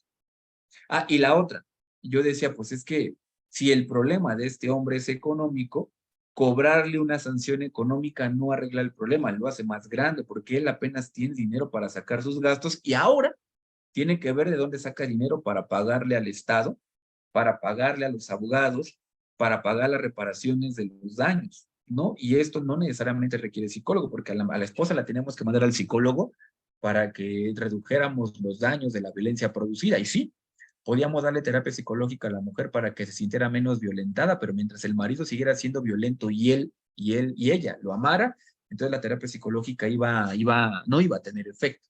Esto iba a ser como si lavaras una ropa blanca y le echaras salud, y la lavaras y le echaras salud. Teníamos que romper el problema de raíz. Entonces, lo que nosotros les propusimos a la Fiscalía fue un medio alternativo de solución de conflictos que no implicara el pago económico, no más que lo básico, a lo que se le tiene que pagar al Estado por los servicios. Lo que le propusimos fue educación financiera. Y entonces le enseñamos a la mamá, le enseñamos a la esposa a ahorrar y a invertir. Y la señora pone un negocio inofensivo. Su primer negocio fue vender dulces a la hora de la salida de sus hijos. Específicamente del hijo de la secundaria. No se ganaba mucho esta señora, no se ganaba mucho, pero entre enseñarle a vender, a ahorrar y a invertir, de repente a esta señora le sobraba algo. Ese pequeño sobrante, la señora de repente lo utilizaba para comprar la pluma del hijo, la utilizaba de repente para comprar medio kilo de azúcar, es decir, para gastos menores. No parece la gran cosa, pero lo es. Porque entonces, cuando el marido llegaba del trabajo, la señora ya se había ahorrado el tener que pedirle ciertas cosas al marido que lo hacían sentir usado, ¿no? Si originalmente la señora iba a decirle, oye, mi amor, fíjate que a tu hijo se le perdieron los colores y a tu hijo le pidieron una monografía y nos falta el azúcar y nos falta el café, pues ya son 4 cosas que están desbordando al marido. En este caso, esta señora comenzaba a comprar esas cosas y cuando el marido llegaba, ya en vez de pedirle 5 cosas, ya nada más le pedía una, la más cara, la que ella no podía pagar. Lo que se traduce en una menor demanda hacia el marido. Lo que se traduce en una disminución del estrés del marido y del sentimiento de estar siendo utilizado. Y además de eso, resulta que la señora ya tenía miedo de pedirle cosas al marido, pero lo tenía que hacer. Porque ella decía, es que le pido, ya sé, ¿no? Me va a empezar a gritar, me va a empezar a regañar. O sea, al final no es mi culpa, los maestros piden eso, ¿no? O son cosas que los hijos se van a comer. La señora lo entendía, pero le daba un montón de miedo, ¿no? Pues agregamos peticiones estratégicas. Le dijimos a la señora, mire, esto es muy sencillo. Cuando usted pueda en algún momento del camino, lo que usted va a hacer es comprarse un panecito tostado y se va a comprar una latita, ¿no? Una botellita chica o mediana de mermelada. Y cuando llegue el marido lo va a recibir con una taza de café y lo va a recibir con un pan con mermelada, ¿no? Es decir, vamos a volver a tratar al hombre, al marido, como una persona para que él deje de sentirse como bestia de carga. Pero el requisito es este, usted se va a meter a la cocina, va a empezar a preparar el café, le acerca el café al marido así ya preparadito, al menos con las cosas, y luego le va a gritar que usted busca ayuda, ¿no? Para que él venga a abrirle la tita de mermelada. Y la señora dijo, no, ¿cómo cree? Mi marido se encabrona, si yo le pido algo, usted hágalo, ¿no? Y la señora lo hace, la señora lo hace. De repente compra su panecito tostado, de repente compra su mermeladita, su café. Un día el marido llega y ella le prepara su café y se lo pone en la mesa, ¿no? Entonces el marido se le queda viendo a la señora como, bueno, ¿esta qué me va a pedir, no? Porque se está portando muy amable y esto nunca sucede. La señora cuenta que el marido se tomaba su café con desconfianza, ¿no? Le daba un sorbo y se le quedaba viendo a la mujer como, ¿y esta qué nos quiere? De repente la mujer grita desde la cocina, ¡viejo! Ella se imagina la escena. Dice, yo me imagino que mi marido dijo, ya salió el peine, ¿no? A ver qué chingados quiere esta, ¿no? Viejo, ven, ayúdame. Ya el marido entra a la cocina, ¿qué quieres? No seas malito, ayúdame a abrir esta mermelada, ¿no? Y el marido dice, ¿de dónde la sacaste? La compré, viejo, pero no la puedo abrir. Te quería llevar un pan con mermelada, pero no la puedo abrir. Entonces dice que el marido llegó bien enojado, oh, chingada madre, aquí no se puede hacer nada sin mí, que la toma de la cabeza de la parte de atrás, le planta un beso en la mejilla, le abre la mermelada, se la pone en la mesa y se va refunfuñando, ¿no? Pero el marido se va contento porque ya fue tomado en cuenta. Resulta que esta dinámica se sigue trabajando en esta familia y la tensión la violencia disminuyen, los problemas económicos disminuyen también.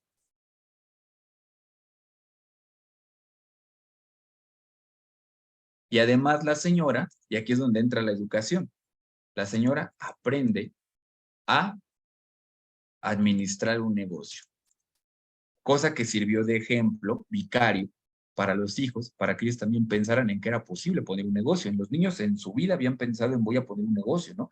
Pero de ver que la madre pone uno, de ver el tiempo que toma armar un negocio, de repente un día llega el hermano, el hijo mayor, y le dice, yo quiero poner un negocio, mamá, ¿no?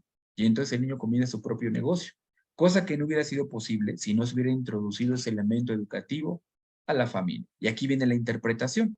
Cuando nos enfrentamos a problemas sociales, antes de hacer una intervención por hacerla, lo que el científico intenta es entender el problema. Y este entendimiento está en la interpretación, porque si lo entendemos, entonces comenzamos a diseñar las estrategias de intervención que no siempre requieren reglas, a veces requieren modificaciones en el contexto. Y estas modificaciones en el contexto están fundamentadas por modelos psicológicos de carácter educativo que impactan en la psique de la persona, psicoeducación, y en su forma de organizarse y de relacionarse con el contexto, socioeducación. ¿Qué opina Lía?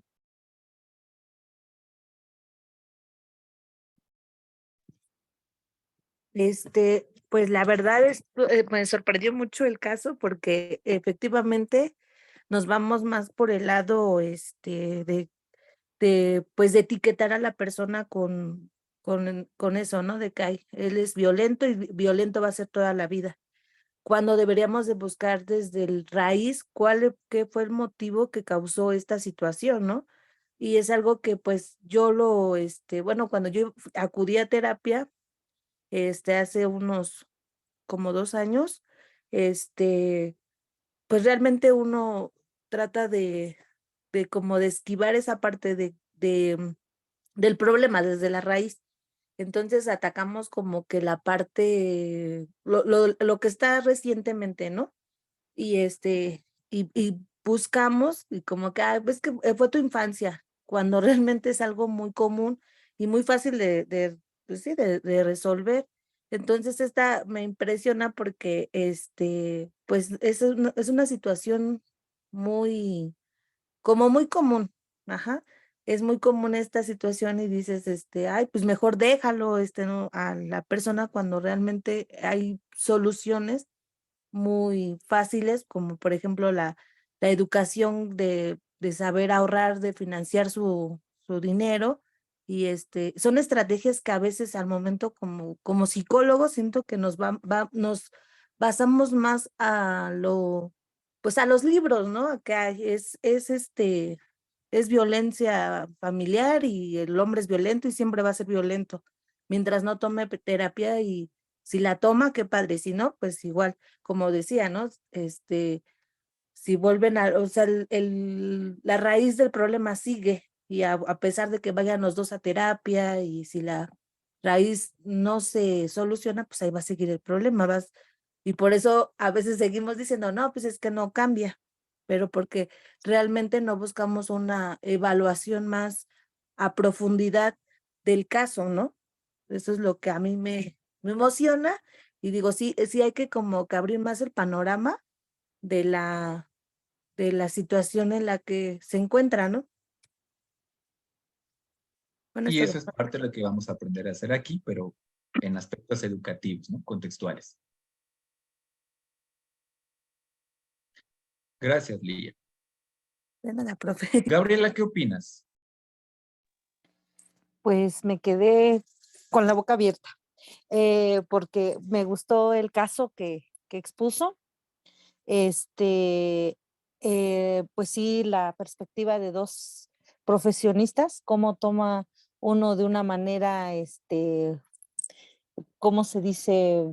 Mm, pues así como para rápido, ¿no? Es violento y hasta ahí. Y cómo usted analiza a profundidad y toma en cuenta el sentimiento, el sentir del ser humano, que el señor estaba estresado y que eso le orilló a ser violento, ¿no? Y que esa parte a veces la dejamos a un lado. Nada más nos enfocamos en lo que es violento, le pegó a su esposa y no está bien y se llega al castigo. Cuando realmente aquí, pues lo que hizo fue ver por qué lo había hecho, ¿no? Su estado emocional lo orilló, porque pues no es una persona violenta. Entonces, la verdad, me gusta esto porque pues como psicóloga pues no lo soy y para llegar a este tipo de resultados, la verdad requiere de mucho conocimiento, mucha experiencia para poder, pues ayudar lo que yo ese rato le comentaba.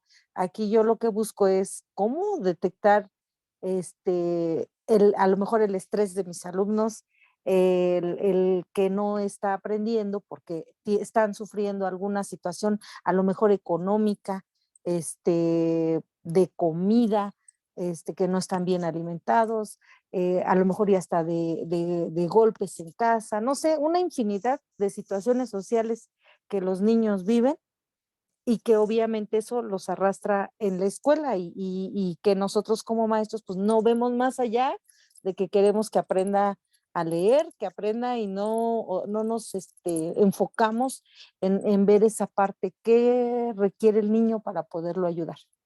Bueno, eso es lo que yo pienso y entiendo con lo que usted comenta. Muy bien, Gaby. Sí, de hecho, voy a tomar, disculpen, pero es que tomé ahí una fotito para nuestras evidencias. La voy a pegar aquí. En nadie salimos bien chulotes. Ah. Ahí está. De hecho, mi estimada Gaby, lo bonito de este curso es que no requerimos ser psicólogos de formación. El objetivo de este curso es enseñarles algunas técnicas, herramientas o estrategias para que aprendamos a observar y a evaluar, diagnosticar e intervenir desde un enfoque psicológico. No todas las intervenciones son clínicas del consultorio, a veces son como estas.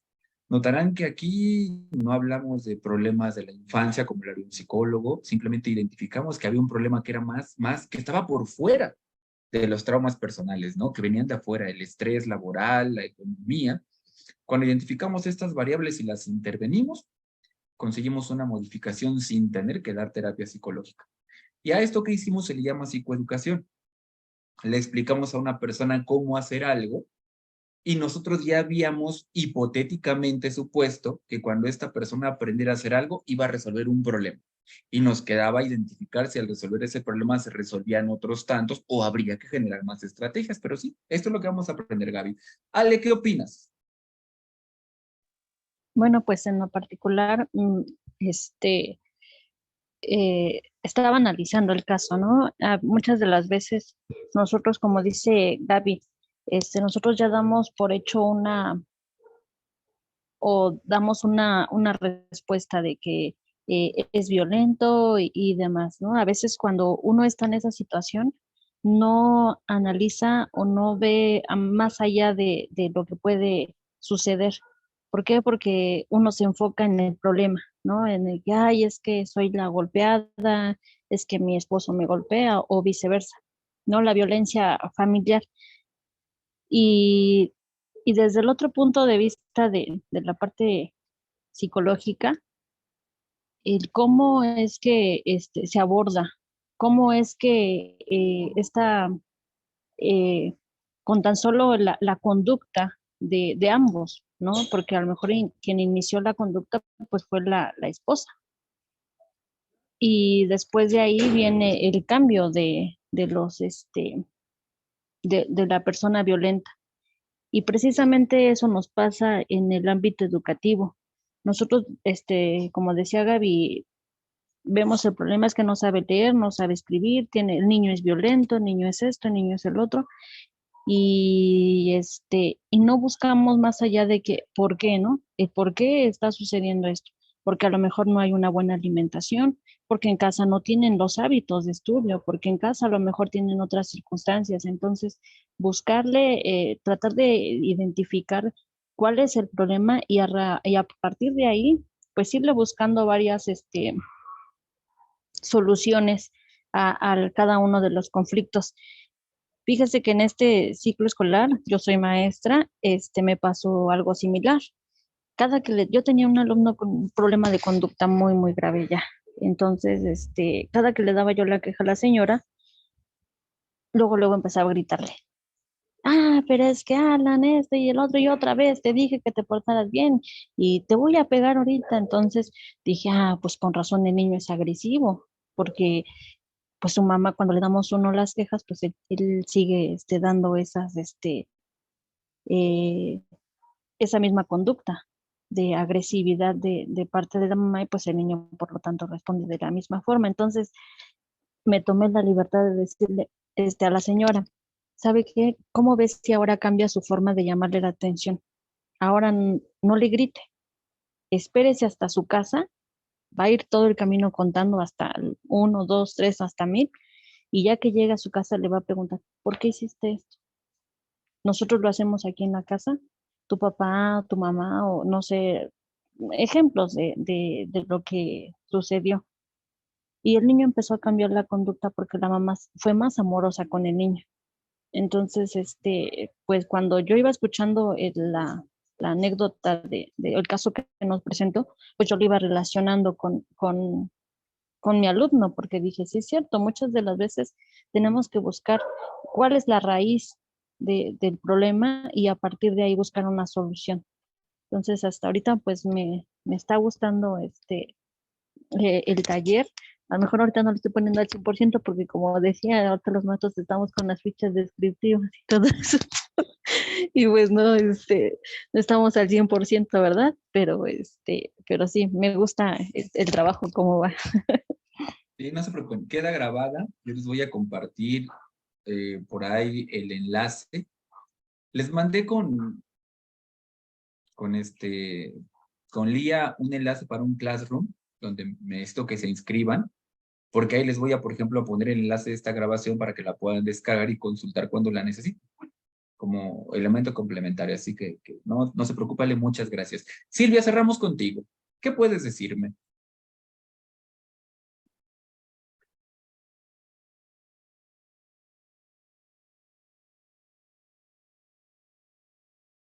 Igual ahí andamos batallando con el micrófono, mi querida Silvia.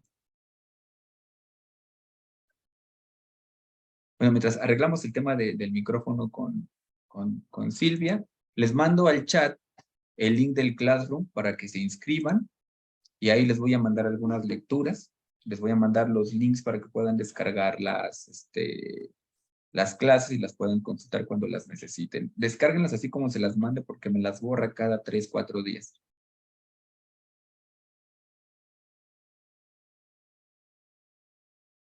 No, Silvia, se prende tu micrófono, Silvia, pero no se escucha.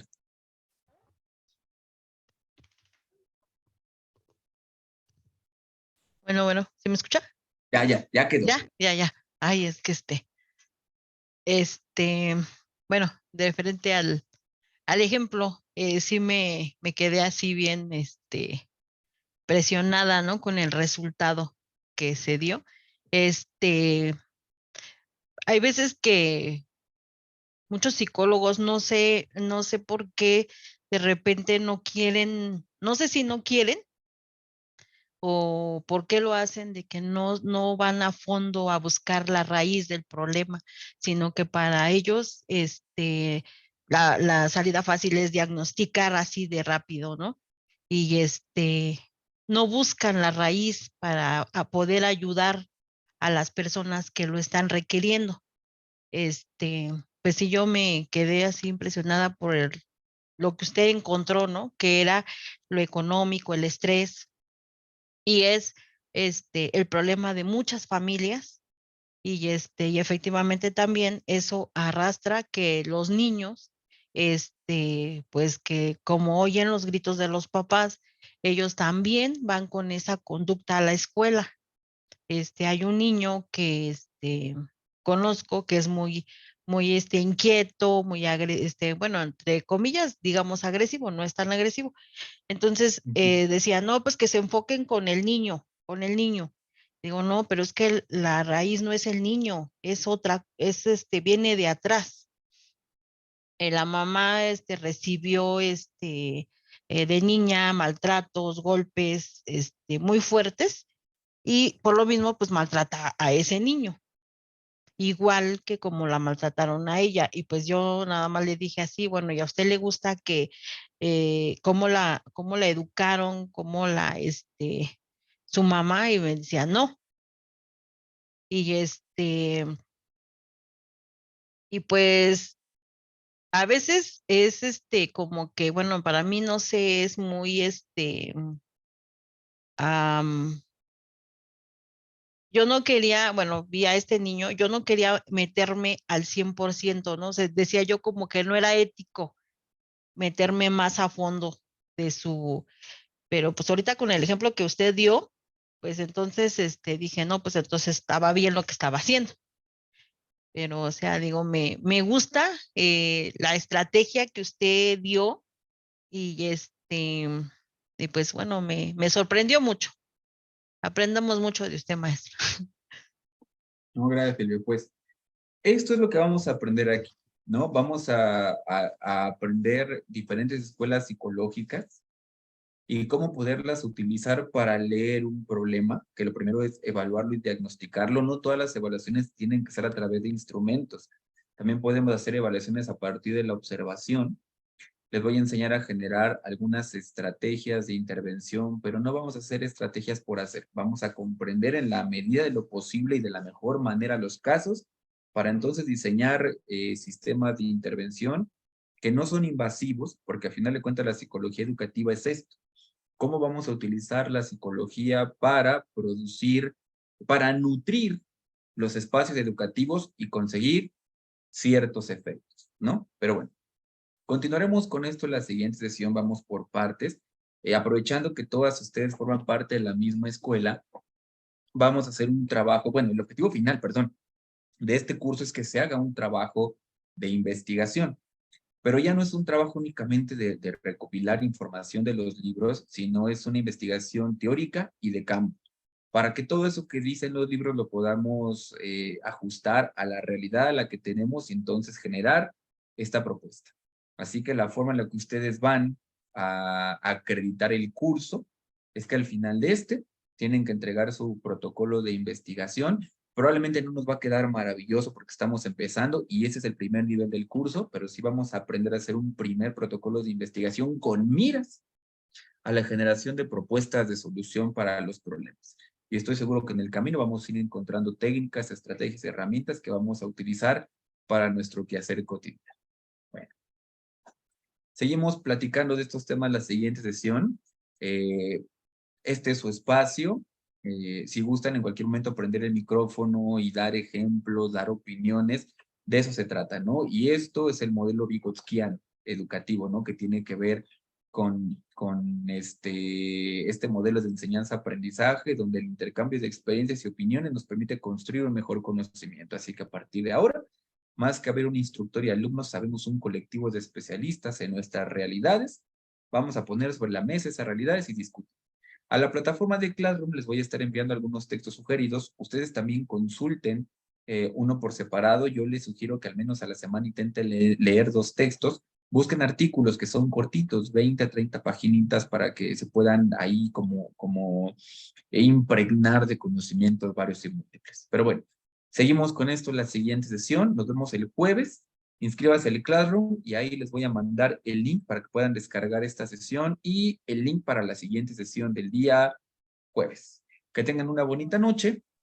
Nos vemos a la siguiente. Gracias por estar aquí. Buenas Gracias, noches, igualmente. profe. Hasta Cuídense. luego, profe. Hasta luego. Muchas gracias, hasta luego. Descansen. Buenas noches. Igualmente, noches. buenas noches.